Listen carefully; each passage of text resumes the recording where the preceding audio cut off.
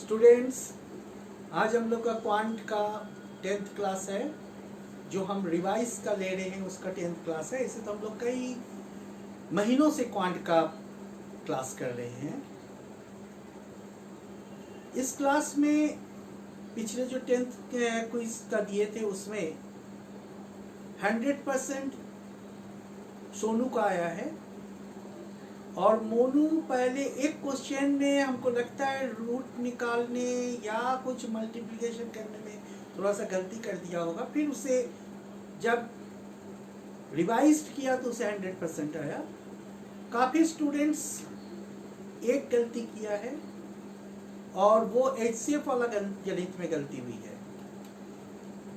कुल मिला के ठीक ठाक है। जिन लोग लगातार प्रैक्टिस कर रहे हैं, कभी ऊपर होता है थोड़ा मार्क्स, कभी नीचे होता है, उससे घबराना नहीं चाहिए। हर समय एक जैसा नहीं होता है। कोशिश ये करना होगा कि अधिक से अधिक करेक्ट हो। और अगर तुम्हारा कोई क्वेश्चन गलत हो रहा है तो जिस चैप्टर से गलत हुआ है उस चैप्टर को रिवाइज करो। तो लेट अस स्टार्ट। हम लोग आज देख लेते हैं कि कैसे हम लोगों का ये 6 क्वेश्चंस कौन कौन सा चैप्टर से है और कौन कौन सा उसका आंसर कैसे होगा। और दूसरी चीज हम लोग देखेंगे 2 क्वेश्चन आज। एक है टाइम एंड वर्क का और दूसरा पाइप एंड वाटर का, जो हम लोग करते पाइप एंड तुम्हारा टैंक वाले क्वेश्चन उसका है। इस बार इसको हम इंट्रोड्यूस किए हैं पहले, क्योंकि हम लोगों का ट्यूटोरियल क्लास में वो चैप्टर खत्म पर है। अब जस्ट ट्यूटोरियल क्लास में थोड़ी प्रैक्टिस की बात है। तो हम लोग शुरू करते हैं फर्स्ट क्वेश्चन क्वांट का। आज भी त्रिशा और त्रिशिता मेरे साथ इसमें हेल्प करने के लिए मौजूद है। तो हम लोगों का फर्स्ट क्वेश्चन क्या था Trisha? If a number is if A number is, एक संख्या अगर है क्या? 4, 8, 1, A, 6, 7, थोड़ा slow. 4, 8, 1, 1, A, A, 6, 7, 6, 7, completely divisible by 9, completely divisible by 9. then find the smallest value of A. So then find the smallest value of A. If a number, यदि एक संख्या जो कि 4, 8, 1, A, 6, 7 है, 9 से पूरी तरह से विभाजित हो जाती है, भाग लग जाती है, तो A का वैल्यू क्या होगी? उसका स्मॉलेस्ट वैल्यू, A का और भी वैल्यू हो सकता है, सबसे छोटा से छोटा वैल्यू क्या होगी? ये क्वेश्चन पूछा है। हमने पिछले जो क्वांट वाला क्लास था, दैट इज क्वांट 9 में, हम ऐसे ही क्वेश्चन दिए थे, पर वो क्वेश्चन और ये क्वेश्चन में डिफरेंट है। वो क्वेश्चन बनाने का तरीका, ट्रिक कुछ अलग है, इसका ट्रिक कुछ अलग है। इसमें हम लोग को देखना है कि 9 से ये डिविजिबल है कर रहा है, तो हम लोग पहले इसको टोटल करते हैं। जो 9 से डिविजिबल होता है उसका नंबर्स का डिजिट का टोटल भी 9 से डिविजिबल हो जाता है। 4 + 8 + 1 + 8 + 6 + 7। अगर हम लोग इसको टोटल करते हैं तो कितना आ रहा है? देखो 29. 29। तो हम लोग का टोटल आ रहा है 29 + 8। अब A का कौन सा वैल्यू होगा जिससे ये 9 से कम्प्लीटली डिविजिबल हो जाए? तो अब स्मॉलेस्ट पूछा है, तो 29 मीन्स हो गया 9 3 हो गया 27। लास्ट जो नंबर था 9 से डिविजिबल था वो था 27। तो हम लोगों का 29 के बाद कौन सा आ रहा है? 9 4 सा 36। 36 नेक्स्ट नंबर है 29 के बाद, जो कि 9 से डिविजिबल हो रहा है। तो स्मॉलेस्ट नंबर इसमें क्या ऐड करना होगा जिससे कि ये 36 हो जाए? इट इज 7, है ना? 6, 7, 3 होगा क्वेश्चन में। 7 के बाद 3 और 7 के पास 3 है, +3, देन 29 आ रहा है ना? तो उसमें 7 हम लोग ऐड करेंगे तो ये क्या हो जाएगा? 36 हो जाएगी। अर्थात द स्मॉलेस्ट नंबर है 7। दैट मीन्स हम पहले क्या किए? 4, 8, 1, A, 6, 7, 3, इसके डिजिट्स को टोटल किए तो वो 29 आ रहा है +A। अब A का वैल्यू क्या पुट करेंगे कि वो डिविजिबल हो जाए? तो हम लोग का ये A का वैल्यू 36, 45, सभी हो सकता है कि इसका टोटल 45 हो जाए, पर तो स्मॉलेस्ट पूछा है इसलिए हम लोग को 36 चाहिए। नेक्स्ट स्मॉलेस्ट नंबर 29 के बाद जो कि डिविजिबल है 9 से, वो क्या है 36 है, इसलिए 7 हम लोगों को क्या करना पड़ा, यहाँ पर ऐड करना पड़ा। ओके, समझ में आया। और एक बार हम बता दें, अगर कोई क्वेश्चन में डाउट है तो जब क्वेश्चन बोर्ड पर है उसी समय हमसे पूछना, अगर वो मिल जाता है तो रिटर्न आना पॉसिबल नहीं है, उसके लिए फिर हमसे कांटेक्ट करना होगा व्हाट्सएप में। Okay, thank you. नेक्स्ट आगे ये क्वेश्चन ओके। नाउ हम लोग आएंगे क्वेश्चन नंबर 2। अगर कोई डाउट है तो कमेंट बॉक्स में लिख देना है मिटाने से पहले। हम काफी टाइम तुम लोगों को देते हैं डाउट को क्लियर करने के लिए, इसलिए किसी प्रकार का कोई दिक्कत नहीं होनी चाहिए। क्वेश्चन नंबर 2, पहला क्वेश्चन था नंबर सिस्टम से। Number 2, 625 divided by x 625 by x is equal to x by 1156. x by 1156। ये क्वेश्चन स्क्वायर रूट प्लस तुम्हारा रेशियो प्रोपोर्शनल जो भी कहो उससे ये रिलेटेड है, तो मेनली स्क्वायर रूट से रिलेटेड है। जब हम लोग क्रॉस मल्टीप्लाई कर देंगे इसको तो हो जाएगा x square is equal to 625 into 1156। और तुम जानते हो कि इसका हमको x की वैल्यू अगर निकालना है तो हम लोग को स्क्वायर रूट को तोड़ना होगा, और स्क्वायर रूट को तोड़ने के स्क्वायर रूट देना होगा, और इसका स्क्वायर रूट हम लोगों का कितना आता है देखो 20. तो हाँ ये हो गया x का, x इज इक्वल टू हो जाएगा रूट ओवर 625 इंटू 1156। तो this is x is equal to 625 का 25 होता है, बहुत क्लियर है। और 1165 का कितना होता है 34। देन इसको मल्टीप्लाई कर दोगे तो हम लोग आंसर पा जाएंगे, that is 850। 850 is the right answer. किसी को अगर कुछ डाउट हो तो कमेंट बॉक्स में लिखो। सिंपल क्वेश्चन है, हम लोग स्क्वायर रूट निकाले हैं, इसमें इसके पहले क्रॉस मल्टीप्लाई किए हैं, देन हम लोग स्क्वायर रूट निकाले हैं, और स्क्वायर रूट को जब निकाल कर उसकी वैल्यू को मल्टीप्लाई किए हैं तो हम लोगों का आया है 850। Okay, now the next question, third number question हम लोगों का है क्वेश्चन नंबर 3।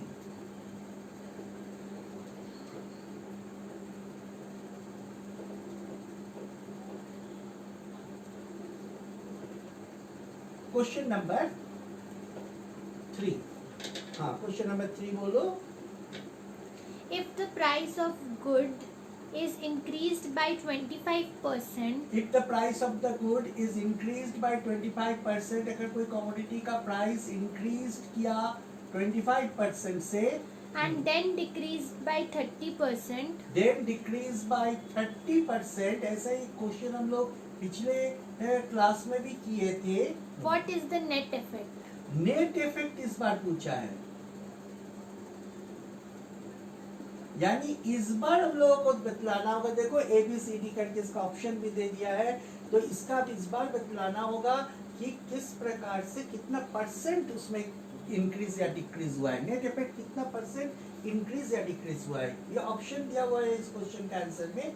तो पहले हम लोग, जैसे कि तुम लोग को पिछले क्लास में भी मैंने कहा था कि जब ऐसा क्वेश्चन होगा number increase by then decrease by, हम जानबूझकर इस बार इस क्वेश्चन को दिए थे कि तुम लोग पिछले क्लास में, पिछले वाले में ये क्वेश्चन आंसर करने नहीं सका था बहुत कोई, इसलिए उसी टाइप का एक क्वेश्चन हम लिए हैं।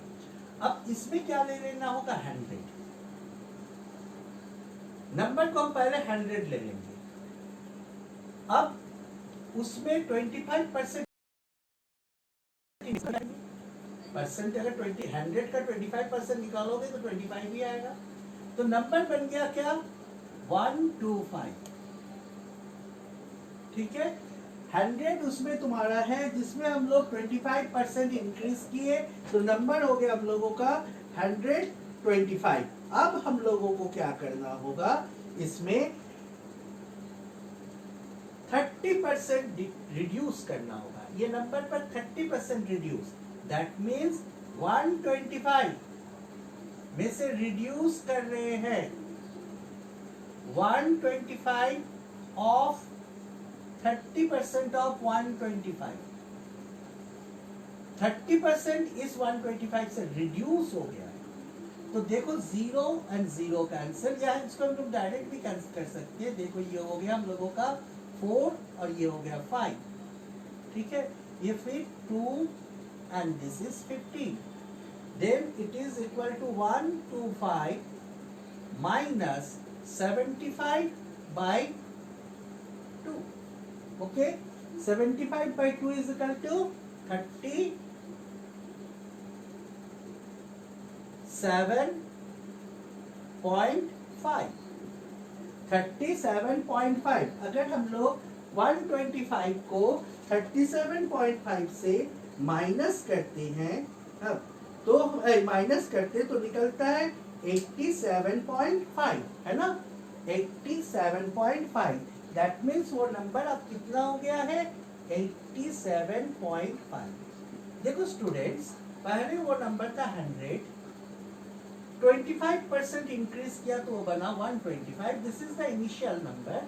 125 में फिर रिड्यूस कर गया 30%, तो 125 रिड्यूस मतलब माइनस 30% ऑफ 125, इसको ये किए तो हम लोगों का निकला 37.5। तो नाउ द नंबर इज 87.5, यानी नंबर इंक्रीज किया कि डिक्रीज किया, नंबर डिक्रीज कर गया।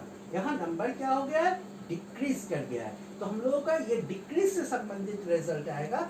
नाउ इसके बाद देखो क्या कितना डिक्रीज कर गया, कितना परसेंट। 100 में दिए हुए तो डायरेक्ट आ जाएगा, क्योंकि 100 हम लोग माने माइनस 87.5। अब जब हम लोग 100 में से 87.5 को सब्सट्रैक्ट करेंगे तो क्या बचेगा, 12.5।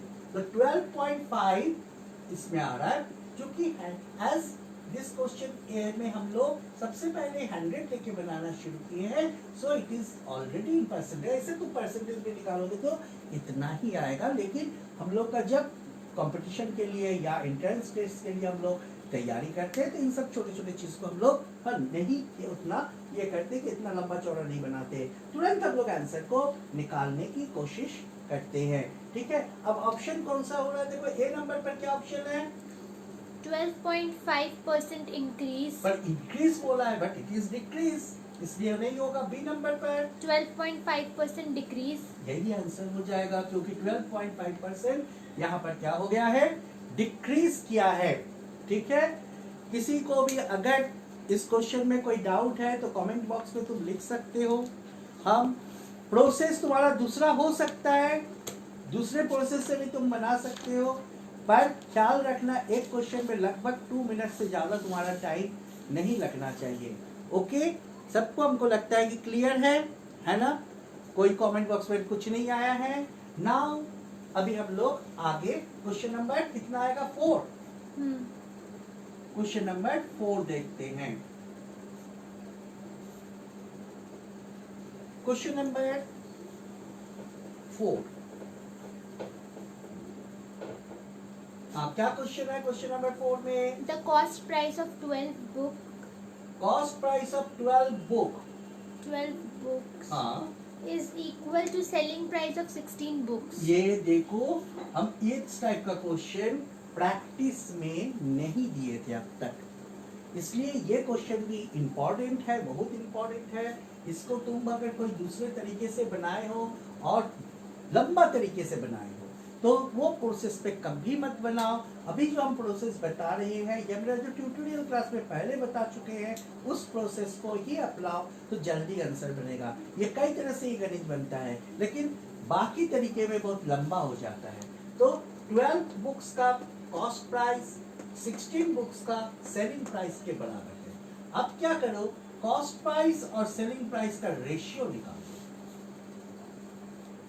कॉस्ट प्राइस, अगर ऐसा क्वेश्चन रहा, cost price by selling price 16 by 12, that means cost price by selling price is equal to, इसको कैंसिल 4 से करोगे तो 4/3। 4/3। दिस इज रेशियो में आ गया। जब ये रेशियो में आ गया तो हम कह सकते हैं कि cost price is 4x and selling price is 3x। देखो लॉस हो रहा है, 4x 3x लॉस दिखला रहा है, इसलिए loss is equal to cost price minus selling price is equal to x। Okay, now percentage loss, cost price by loss by cost price into 100, that is equal to loss हो गया x bye cost price हम लोगों का देखो 4x into 100। This and this cancel, this is 25%। इस method से quick इसका answer निकलता है।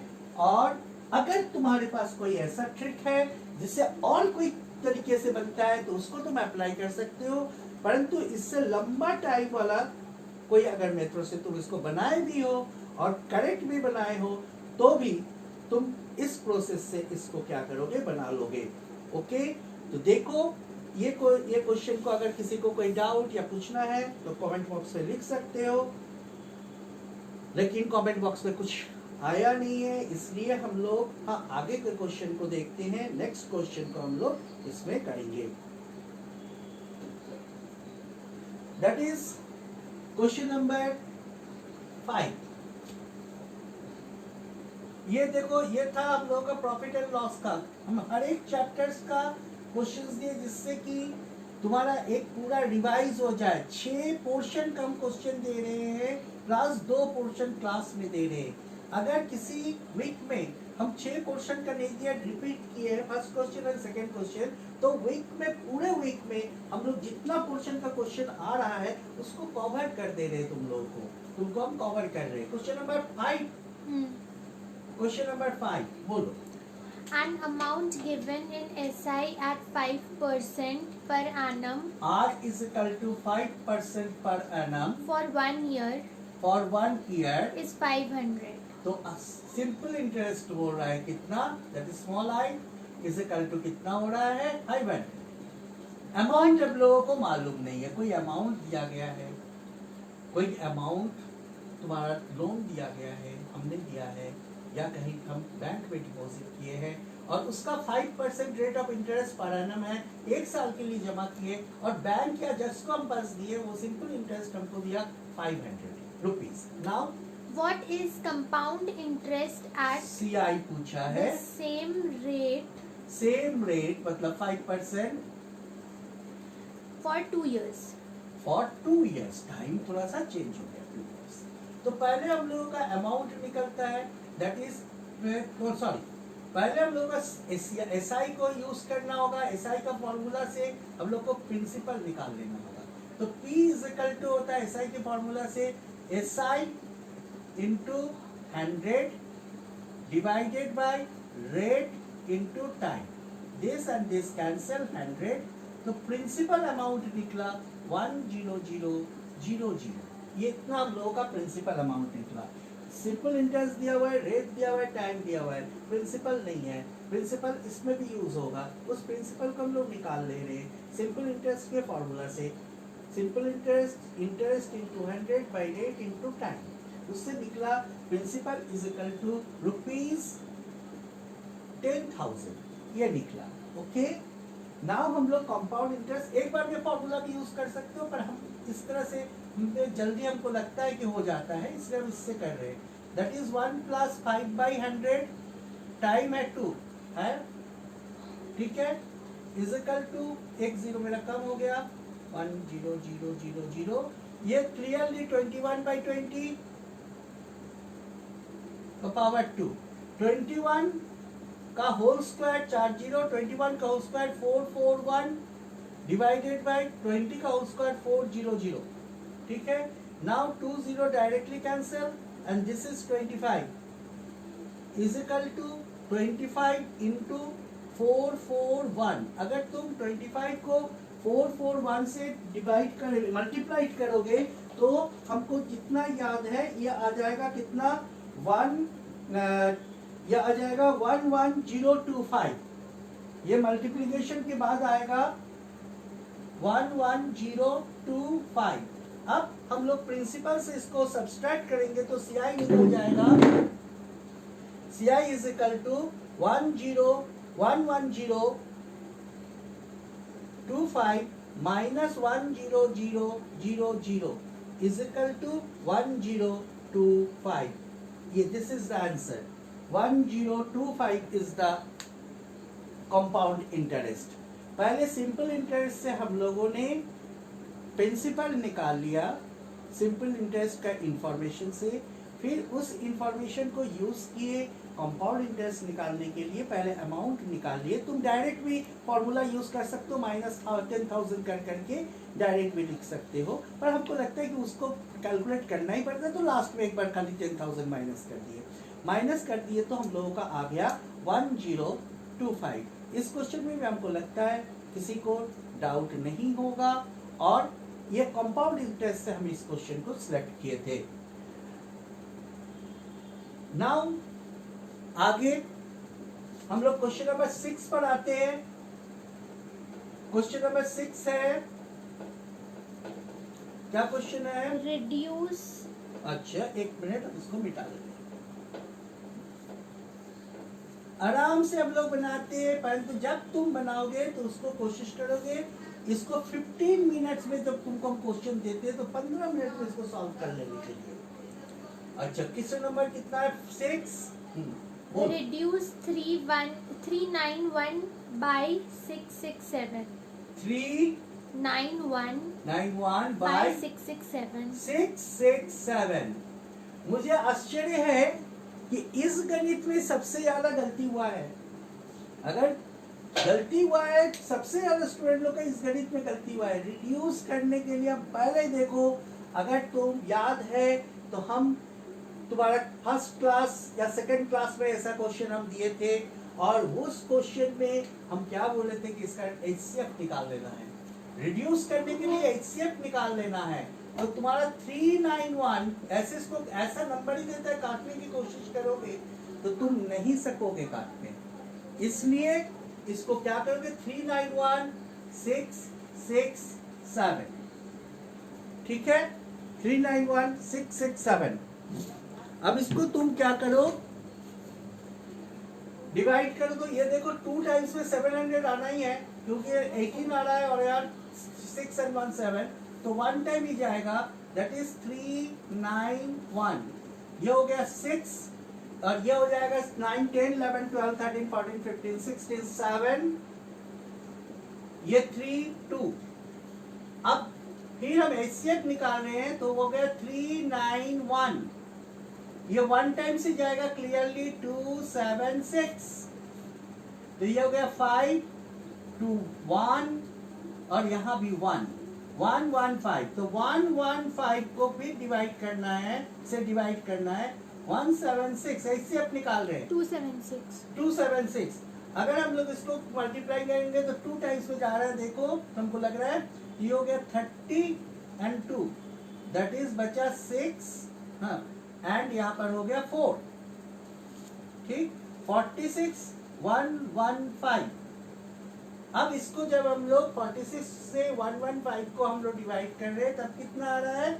इसमें कितने टाइम्स पर जा रहा है? देखो ये 2 टाइम्स पर, 3 में ज्यादा हो जा रहा है, 2 टाइम्स में जा रहा है, ये 1292। सब्सट्रैक्ट करो कितना आ रहा है? 3 9 10 11 2 23। अब 23 को जब तुम 46 से डिवाइड करो तो ये कॉम्प्लीटली डिवाइड हो जा रहा है 2 से, तो हो गया 46। ये हमारा HCF निकला। जब भी रिड्यूस करने बोलेगा स्मॉलेस्ट फॉर्म में, तो तुम HCF निकाल लो। हम डिवीजन मेथड से यहाँ पर HCF निकाले हैं, देखो 391 को पहले 667 से डिवाइड किए तो 1 टाइम गया, रिमाइंडर बचा 276। इसमें गलती हुआ है बहुत कोई का, मैं इस गणित को बना भी लोगे 276। अब 276 को जब हम लोग फिर रिड्यूस किए, मतलब HCF निकाले 276 को से हम लोग 391 को डिवाइड किए तो ये बचा, तो रिमाइंडर बचा 115। अब 115 से हम लोग 276 को डिवाइड किए तो रिमाइंडर बचा 46। 46 को जब डिवाइड किए 46 से जब हम डिवाइड किए 115 को तो 23 रिमाइंडर बचा। अब 23 से देखो 46 कंप्लीटली डिविजिबल है, ये पूरी तरह से डिविजिबल हो जाता है। और अब हम लोग का एचसीएफ निकला 23। अब देखो अब क्या होगा, ये 100% 23 से डिवाइड होगा, तो हम लोग इसको 23 से डिवाइड करेंगे, इसको भी 20, यही तुम्हारा सिंपलेस्ट मतलब लोएस्ट फॉर्म में बदल जा रहा है। अगर इसको हम 23 से डिवाइड करेंगे तो करके देखो कितना आ रहा है, तो तुम पाओगे कि इसको जब हम डिवाइड करेंगे तो 391 23 से 17 में टाइम्स में कट जाएगा, और 667 तुम्हारा 23 से 29 टाइम्स में कट जाएगा। दैट मीन्स तुम्हारा आंसर हो जाएगा 17/29। This is the reduce form. Reduce form का क्या करने के लिए तुम कोशिश करो, कितना से भाग लगता है, कितना से भाग लगता है, कटेगा 3 से 4 से कभी नहीं सकोगे, ऐसा नंबर ही देता है। इसलिए क्या करोगे, एचसीएफ निकाल लोगे। एचसीएफ निकालने के बाद उससे जरूर क्या होगा, ये दोनों नंबर उससे रिड्यूस हो जाएगा, क्योंकि 23 से काटना ये तुमको दिमाग में आना बहुत मुश्किल है, आएगा भी तो बहुत टाइम के बाद आएगा, इसलिए तुम एचसीएफ निकाल लो। कभी ऐसा क्वेश्चन फिर हम देंगे, क्योंकि इस क्वेश्चन में काफी स्टूडेंट गलती किया है, जिसके कारण नंबर कम आया है। ओके, किसी को कुछ कमेंट बॉक्स पे तो नहीं आया है, हाँ, और काफी टाइम भी हम दे चुके हैं। नाउ 6 नंबर क्वेश्चन के बाद जैसा कि तुम जानते हो कि अब हम तुम लोगों को 2 क्वेश्चन यहीं पर बनाने देंगे, और हम शुरू में ही बोल चुके हैं कि वो होगा सबसे पहला वाला टाइम एंड वर्क का। टाइम एंड वर्क का क्वेश्चन एक हम क्वेश्चन अभी दे रहे हैं, उसको तुम लोग इसी क्लास में अभी तुम लोग को बनाना है। क्वेश्चन इस तरह से है, लिखो ए मैन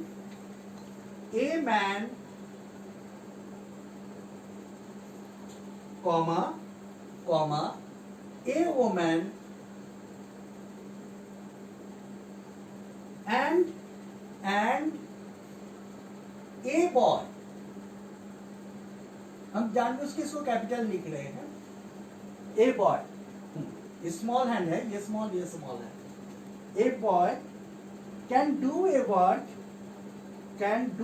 वर्क इन 6, मतलब मैन के लिए 6, 9 and 18 days respectively। 18 days respectively। A man, a woman and a boy can do a work, एक काम कर सकता है in 6, 9 and 18 days respectively। That is man in 6 days, woman 9 days and boy 18 days। उसके बाद question है full stop देकर, how many boys, boys की संख्या पूछा है, कितने boys, how many boys must assist one man and one woman, one man and one woman to do that work in one day। कितने बॉयज को लगाया जाए जो कि एक मैन और एक वुमन के साथ असिस्ट करे, हेल्प करे, साथ सहयोग करे, जिससे वो काम एक दिन में पूरा हो जाए। A man, a woman and A time task start हो गया है, बना सकते हो। एक मैन, एक वुमन और एक बॉय मिलके, बॉय एक काम को 6 डेज में मैन कर सकता है, 9 डेज में वुमन कर सकती है, और बॉय 18 डेज में। कितना बॉय चाहिए जिससे वही काम एक मैन और एक वुमन जो कर रही है, कर रहे हैं उन लोग दोनों, और वो बॉयज मिलकर एक दिन में पूरा कर दें। 7। त्रिशा तुरंत आंसर दी है, कितना आंसर दिया है, 7 डेज। 7 डेज, नहीं 7 बॉयज, सॉरी 7 बॉयज। त्रिशा का आंसर है 7 बॉयज।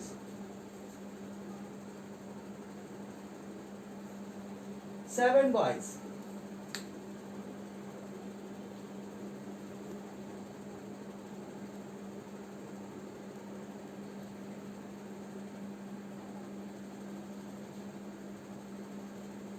हम लोगों का 2 मिनट का टाइम है।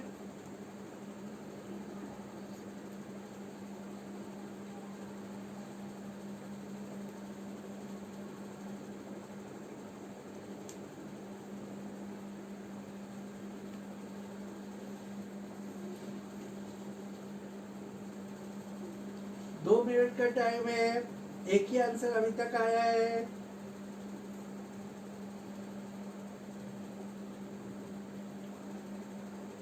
अपने से बनाने की कोशिश करोगे, कोशिश नहीं अपने से ही बनाओगे।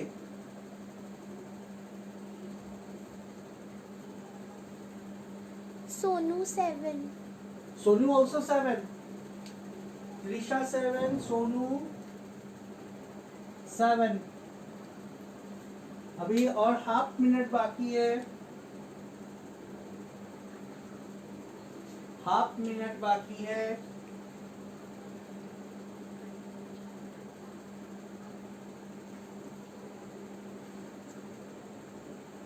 And time of. त्रिशा और सोनू दोनों 7 बनाया है। हम देखते हैं इसका आंसर कितना आ रहा है। हो सकता है 7 भी आंसर हो सकता है कोई दूसरा भी आंसर हो। तो ए मैन, 1 मैन कितने दिन में करता है? 6 डेज में वो काम। 1 man 6 days is equal to 1 woman 9 days। ठीक है, लिखने भूल गया, वुमन 9 days। देन 1 बॉय कितना दिन? 18 डेज। ये रिलेशन दिया हुआ है। ठीक है, तो क्वेश्चन है हाउ मेनी बॉयज, कितने बॉयज है? X boys, 1 man and 1 woman उस काम को, सेम काम को 1 डे में पूरा करें। This is the equation. अब हम लोगों को सबको बॉय में चेंज करना ही है क्लियरली। तो हो जाएगा 1 man into 6 days is equal to 1 boy into 18 days। Therefore हम कर सकते हैं 1 man is equal to 1 into 18 by 6, so 3 boys। ठीक है, 1 man is equal to 3 boys। Next 1 woman into 9 days is equal to 1 boy into 18 days। ठीक है, तो हो गया 1 woman is equal to 1 into 18 by 9, that is 2 boys। ठीक है, 2 boys, 1 woman is equal to 2 boys। अब हम लोगों का क्वेश्चन ये है कि एक दिन में ये काम को कैसे पूरा कर लेगा। तो देखो हम लोगों को यहाँ पर हो रहा है बॉय, इसको पूरा को बॉय में कन्वर्ट करना होगा क्योंकि बॉय आंसर पूछा है। तो 1 into 1 boy into 18 is equal to x boys plus 1 man। 1 man is equal to 3 boys। 1 man is equal to 3 boys plus 1 woman। 1 woman is equal to 2 boys into 1 day, into 1 day। That is पूरा boy में हो गया है। 1 into 18 is equal to तुम्हारा हो जा रहा है यहाँ पर x plus 5 boys। ठीक है, 18 is equal to, अब 18 is equal to तुम्हारा हो गया x plus 5 बॉयज तो हट गया, चलो बॉयज एंड बॉयज भी कट गया, side change. 18 minus 5 is equal to x, so x is equal to 7। Okay, correct answer। It is correct answer। It is right answer। Sonu and Trisha, तुम लोगों का answer right है। एक बार उन स्टूडेंट्स के लिए जो इस क्वेश्चन को नहीं बना पाए हो, 1 boy 1 man 6 days में 1 वुमेन 9 डेज में और 1 बॉय 18 डेज में वो काम को पूरा करता है। ठीक है, अब बोल रहा है कि कितने बॉय फिर लगाया जाए कि वो एक मैन और एक वुमन को असिस्ट करने पर, हेल्प करने पर एक दिन में काम पूरा हो जाए। तो हम यहाँ पर एक्स ले लिए। अब मैन और बॉय के रिलेशन से हम लोग 1 मैन बराबर कितने बॉय निकाल लिए, वुमन और बॉय के रिलेशन से हम लोग 1 वुमन बराबर कितने बॉय निकाल लिए। अब इस रिलेशन में पुट किए x बॉय 1 मैन के जगह पर 3 बॉयज और इसके लिए की जगह पर ये पुट किए। पुट करने के बाद हम लोगों को बॉय के साथ रिलेशन निकालना है, बॉय के साथ हम रिलेशन निकाले तो हम लोग का आंसर 7 आया। अगर किसी को डाउट है तो हमसे पूछ सकते हो इस क्वेश्चन के आंसर को। ठीक है,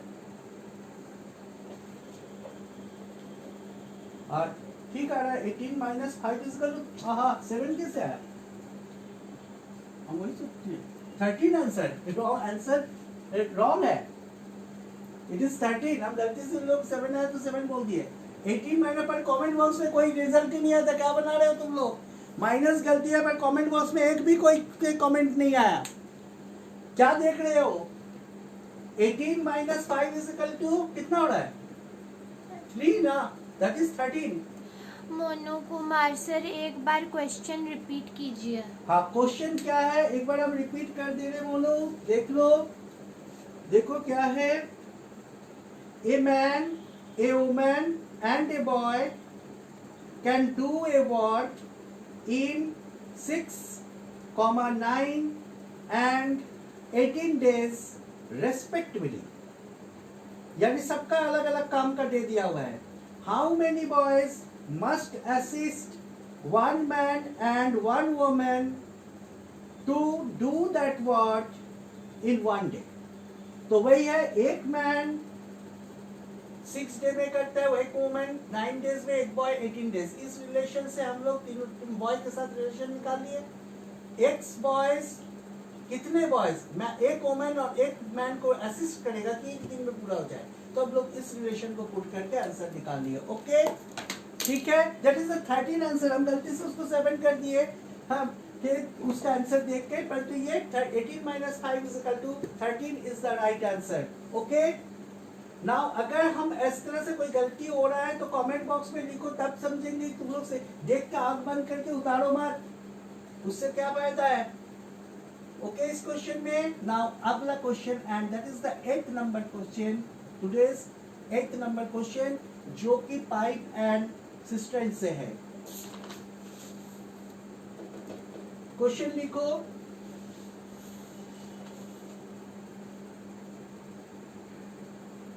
a tank can fill, a tap can fill, a tap can fill, a tap can fill a tank in 6 hours। A tap can fill a tank in 6 hours, full stop। After half the tank is filled, after half the tank is filled, comma, 3 more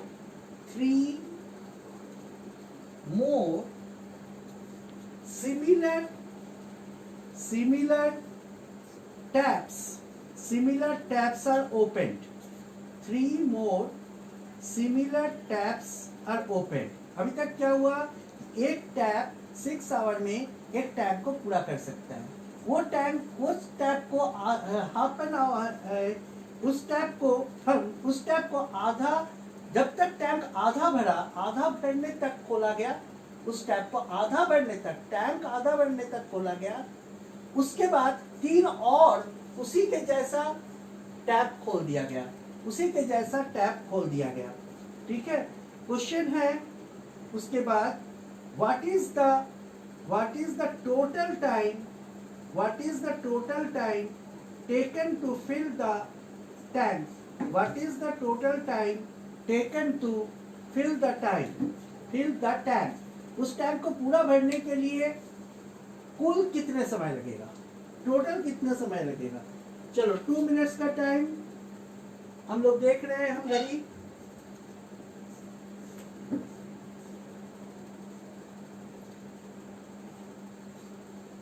जिसका हो जाएगा comment box में लिख के बताओगे।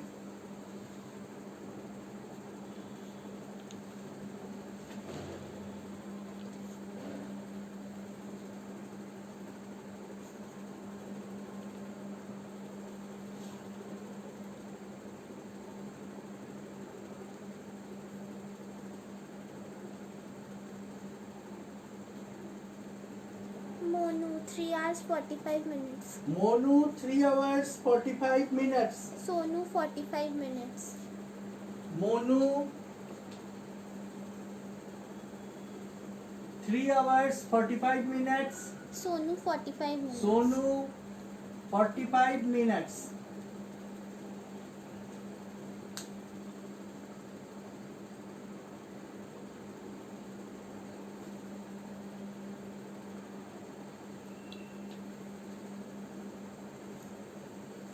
अभी 1 minute complete हुआ है। लगभग अब 45 सेकेंड है।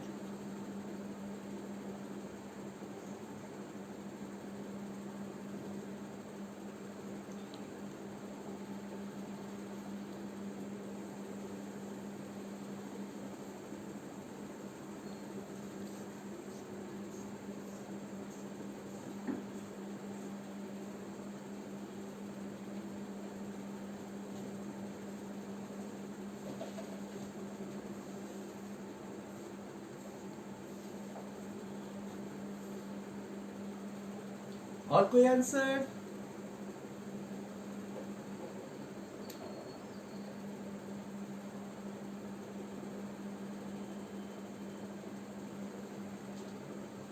अब हम लोग का टाइम खत्म होने जा रहा है, लगभग खत्म है और ये टाइम खत्म हो गया। क्वेश्चन क्या था सोनू? क्वेश्चन क्या था सोनू? तुम क्वेश्चन देखो।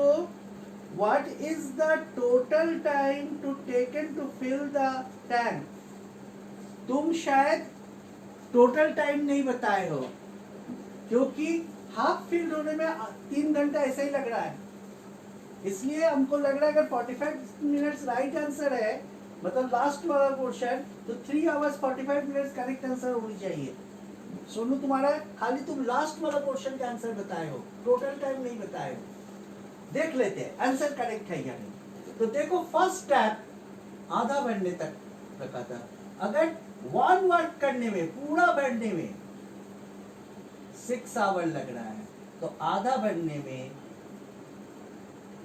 3 आवर्स तो लगेगा। 6/3 2 यानी 3 आवर्स, इतना तो लगेगा। इसलिए 45 मिनट बहुत कम हो जा रहा है, 3 आवर लग जा रहा है। ठीक है, अब आधा काम होने के बाद, मेरा टैंक आधा भर जाने के बाद और सिमिलर 3 टैप्स को चला दिया गया। एक पहले से ऑलरेडी चल रहा था, ओपन था, और 3 है, तो बहुत कोई करता है कि 3 ऐड कर देता है, 3 से निकाल देता है। 3 में 4 टैप है, एक तो पहले से ही काम कर रहा था, वो बंद नहीं किया गया, कहीं तो उसमें नहीं लिखा गया है। 3 मोर उसी सिमिलर, उसी के जैसा। सिमिलर मतलब वो भी 6 आवर में भर देगा। अगर प्रत्येक टैप को अकेले खोल दिया जाए तो वो 6 आवर में भर देगा, ये कहना चाह रहे हैं। ठीक है, ये 3 आवर तो पहला टैप भरा, वो भी खुला हुआ है। अब 4 टैप खुला हुआ है। अब देखो 6 आवर्स में 1 वर्क हो रहा है, तो 1 आवर में 1/6 आवर का काम होगा। ठीक है, अब 4 टैप है, ये तो 1 टैप से था, अब 4 टैप है, तब 1 आवर में कितना काम हो जा रहा है? 1/6 into 4 is equal to 2/3 work हो जा रहा है।